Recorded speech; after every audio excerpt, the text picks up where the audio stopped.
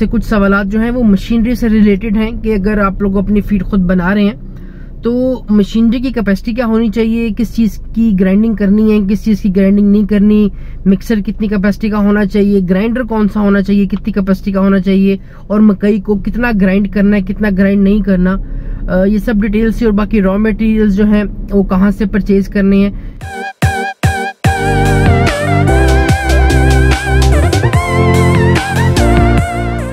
अस्सलाम वालेकुम दोस्तों, कैसे हैं आप सब। उम्मीद करता हूँ आप सब खैरियत से होंगे, सेफ होंगे, हेल्दी होंगे। तो वेलकम है जी एक ब्रांड न्यू वीडियो में। तो यार लास्ट वीडियो में हमने ब्रायलर की दोनों फॉर्मुलेशंस पे बात की थी।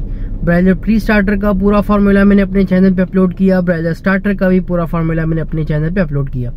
तो माशाल्लाह बहुत अच्छा रिस्पॉन्स आ रहा है। तो स्टूडेंट्स की तो मौज लगी हुई है, रोज फॉर्मुलेशंस आ रही हैं। चलो अच्छी बात है जी, अगर किसी को उनसे फायदा हो रहा है तो इससे अच्छी बात और क्या हो सकती है। अच्छा, कुछ ऐसे सवालात थे जो कि जिनके आंसर्स मैं पिछले कुछ दिनों में कर रहा हूँ अपने यूट्यूब चैनल के कमेंट्स में, मगर वो दोबारा अगेन एंड अगेन आ रहे हैं। उनमें से कुछ सवालात जो हैं वो मशीनरी से रिलेटेड हैं कि अगर आप लोग अपनी फीड खुद बना रहे हैं तो मशीनरी की कैपेसिटी क्या होनी चाहिए, किस चीज़ की ग्राइंडिंग करनी है, किस चीज़ की ग्राइंडिंग नहीं करनी, मिक्सर कितनी कैपेसिटी का होना चाहिए, ग्राइंडर कौन सा होना चाहिए, कितनी कैपेसिटी का होना चाहिए, और मकई को कितना ग्राइंड करना है, कितना ग्राइंड नहीं करना, ये सब डिटेल्स और बाकी रॉ मटेरियल्स जो हैं वो कहाँ से परचेज करने हैं। इस तरह के सवालात थे, तो बेहतर था कि इस पे एक वीडियो बना ली जाए ताकि उन सब दोस्तों के जिन जिन के सवालात थे उनको इनके आंसर्स मिल जाएं। तो पहले तो जो सबसे पूछे जाने वाला क्वेश्चन है यार वो ये है कि फीड को बनाने का तरीका क्या है, किस किस चीज को ग्राइंड करना चाहिए, किस को ग्राइंड नहीं करना चाहिए, और कौन सा raw material as it is ही मिक्सर में चला जाए, मिक्स होकर आपकी फाइनल फीड बन जाए। देखिए, अगर आप मेरी फॉर्मुलेशंस को फॉलो कर रहे हैं तो मेरी फॉर्मुलेशन में ग्राइंड करने वाली चीज सिर्फ एक है, वो है मकई, बस। अगर फॉर्मुलेशन में नक्कू का इस्तेमाल है, राइस टिप्स का इस्तेमाल है, तो उसको भी ग्राइंड करने की जरूरत नहीं है। सिर्फ मकई का इस्तेमाल अगर आप हो रहा है, जो कि ऑब्वियसली होता है, तो उसको ग्राइंड करने की जरूरत है। उसको ग्राइंड करने के लिए आपको एक ग्राइंडर चाहिए। मार्केट में जो आटा पीसने वाली चक्की होती है उससे आपका काम सुकून से हो जाएगा, उससे सस्ता ग्राइंडर मार्केट में नहीं है। उसमें सिर्फ आपने जाली जो है उसका साइज बड़ा करवाना है। अमूमन जाली जो है उसका साइज पाउडर वाला होता है, जो चक्की वाली वो चक्की वाला जो ग्राइंडर होता है। मगर अगर आप वो परचेज कर रहे हैं तो उसमें आपने जो जाली है अंदर की उसका साइज बड़ा करके 4 mm या 6 mm के सुराख वाली आपने जाली लेनी है। यानी एक मकई का जो दाना है उसके कम से कम 6 हिस्से हों। आइडियल क्या है, आइडियल यही है कि 6 mm की जाली जो है वो आपकी लाजमी होनी चाहिए। इससे अगर कम सुराख वाली जाली होगी तो आपकी मकई का पाउडर बनना शुरू हो जाएगा। फीड में जितना पाउडर ज्यादा होता है उतनी फीड की वेस्टेज भी ज्यादा होती है, ये बात भी याद रखिएगा। तो हमने अपनी फीड को मिनिमम पाउडर के साथ तैयार करना है ताकि फीड जो है वो 100% जो है वो मुर्गियां उठा ले। उसके बाद जो बाकी रॉ मटेरियल्स हैं वो एज इट इज ही जाएंगे और किसी को ग्राइंड करने की जरूरत नहीं है। ना सोया को ग्राइंड करने की जरूरत है, ना कैनोला को, ना सरसों को, ना वेजिटेबल मील कोई भी है या किसी को भी ग्राइंड करने की जरूरत नहीं है, ना एनिमल मील को ग्राइंड करने की जरूरत है। उसके बाद एक सवाल था कि मिक्सर किस क्वांटिटी का होना चाहिए।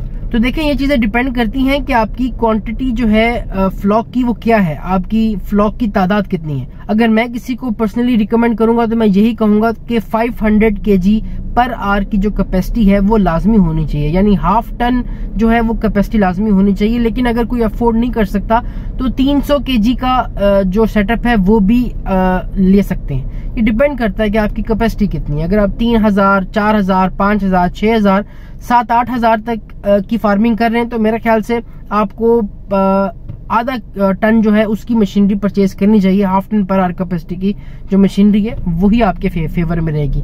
इनकेस कल आपकी फार्मिंग बढ़ती भी है तो इसी में अकोमोडेट हो जाएगी, आपको इससे बड़ी मशीनरी नहीं चाहिए होगी। ठीक है, तो उसके बाद जो नेक्स्ट सवाल था वो ये था कि पैलेट का क्या रोल है, जो पैलेट फीड होती है उसका क्या रोल है और वो इस्तेमाल करनी चाहिए या नहीं करनी चाहिए। अगर पैलेट फीड इस्तेमाल करनी चाहिए तो कहाँ से मिलेगी। अच्छा सवाल है। देखिए, मशीनरी से रिलेटेड आपका कोई भी सवाल है कि आपने कहाँ से बाय करनी है, तो भाई नीचे डिस्क्रिप्शन में मेरा व्हाट्सएप नंबर गिवन होगा, आप मुझसे रब्ता कर सकते हैं। जो एक्सपर्ट्स ऑलरेडी इस फील्ड में काम कर रहे हैं, जिनकी मशीनरीज डिफरेंट फार्म्स पे लगी हुई हैं, मैं आपको उनके पास रेफर कर दूंगा। आप डायरेक्टली उनसे बातचीत कर लेंगे, आप अपनी डिमांड बताएंगे, वो आपको उस सब चीज़ों की फिजिबिलिटी सेंड कर देंगे।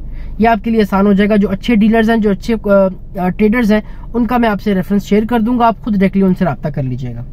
उसके बाद पैलेट्स जी, जो पैलेट्स है यार, जो फीड है विदाउट पैलेट्स भी अगर आप बना रहे हैं तो बिल्कुल अच्छे रिजल्ट आ सकते हैं। ये कतन जरूरी नहीं है। हम पैलेट्स क्यों बनाते हैं? पैलेट उस फीड को बनाया जाता है जिस फीड की कुकिंग हो चुकी होती है। कुक्ड फीड को पैलेट फॉर्म में हमें कन्वर्ट करना होता है, क्योंकि उसको मैश में हम कन्वर्ट कर नहीं सकते। ठीक है, मैश में कन्वर्ट कर दें तो उसकी पैलेटेबिलिटी वो रहती नहीं है।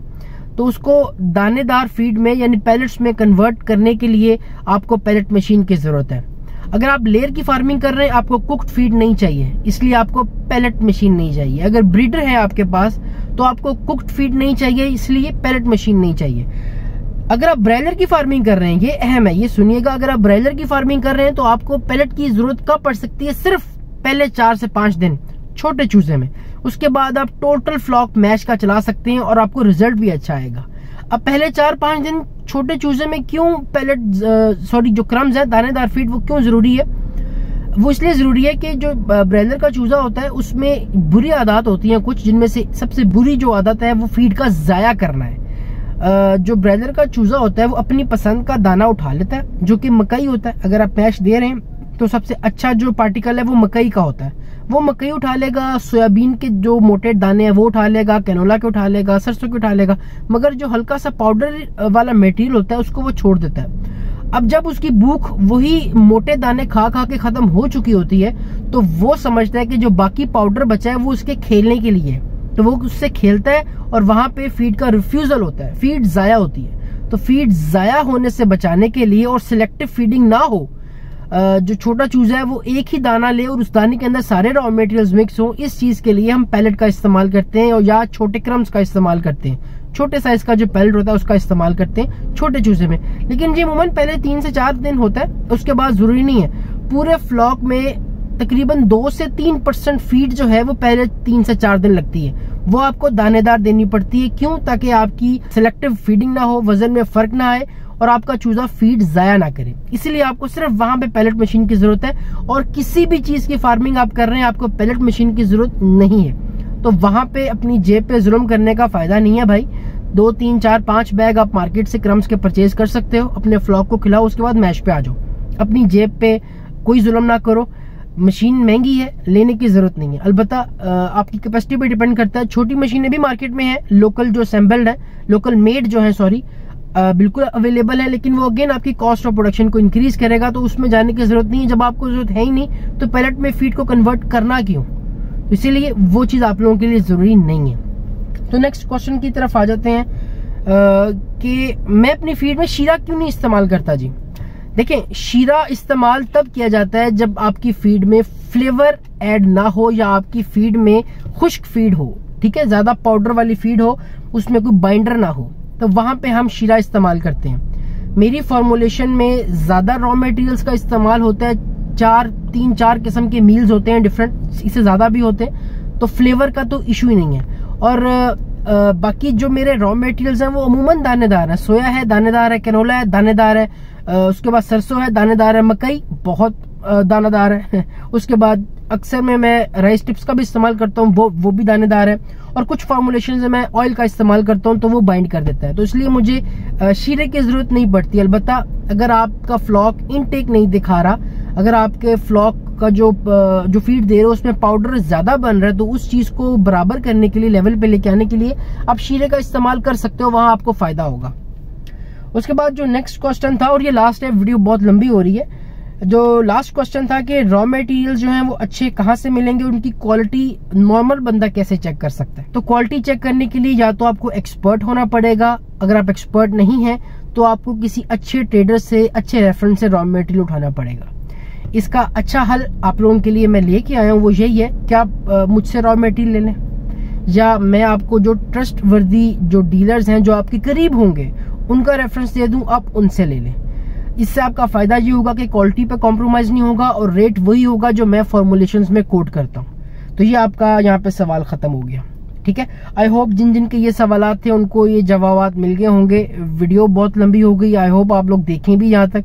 तो ये था आज का कंटेंट। उम्मीद करता हूँ आपको वीडियो पसंद आई होगी। अगर वीडियो पसंद आई है तो लाइक कमेंट शेयर सब कीजिएगा और फैला दीजिएगा, और चैनल को सब्सक्राइब लाजमी कीजिएगा। तो इंशाल्लाह मिलते हैं फिर नेक्स्ट वीडियो में नेक्स्ट कंटेंट के साथ। तब तक अपना बहुत ख्याल रखिएगा, दुआ में याद रखिएगा। अल्लाह हाफिज।